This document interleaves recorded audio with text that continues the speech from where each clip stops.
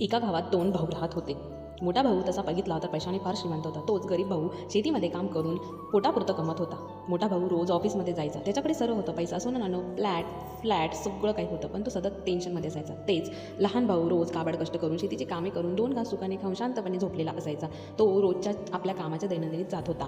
एके दिवशी त्यांच्या गावामध्ये वडाच्या झाडाखाली एक साधू महाराज आलेले होते. ते दोघेही भाऊ त्या साधू महाराजांकडे गेले आणि आपापले प्रश्न विचारू लागले.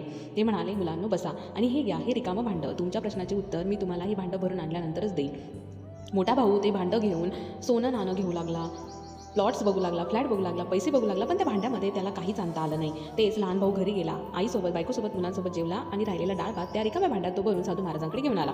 दोघेही साधू महाराजांजवळ आल्यानंतर महाराजांनी मोठ्या भावाला विचारले की तू काय आणले? तो म्हणाला, महाराज मी सोनं नाणं पैसे सगळं काही भरण्याचा प्रयत्न केला, पण या रिकाम्या भांड्यात ते काहीच बसलं नाही. ते साधू महाराजांनी लहान भावाला विचारले असता तो म्हणाला, महाराज मी सर्व फॅमिलीसोबत जेवण करून राहिलेला डाळ भात यात घेऊन आलो आहे. तेव्हा साधू महाराजांनी सांगितलं, तुमच्या परीने तुम्हाला जे योग्य वाटलं ते तुम्ही या भांड्यात भरण्याचा प्रयत्न केला. तेव्हा मोठ्या भावाला कळून चुकले की आपण कुठे चुकतो आहे. तो म्हणाला, महाराज नक्की तुम्हाला यातून काय सांगायचं आहे हे मला कळतंय. महाराज म्हणाले, हेच मी सांगण्याचा प्रयत्न करतोय की तुम्ही आपलं जीवन म्हणजे एक रिकामं भांडं आहे. तुम्ही दैनंदिन जीवनात लागणाऱ्या गोष्टींव्यतिरिक्त अतिरिक्त ताण, पैसा पाहिजे, दागिने पाहिजे, हे पाहिजे ते पाहिजे करत पळत फिरता आणि जीवनाचं भांडं रिकामच घेऊन जाताय.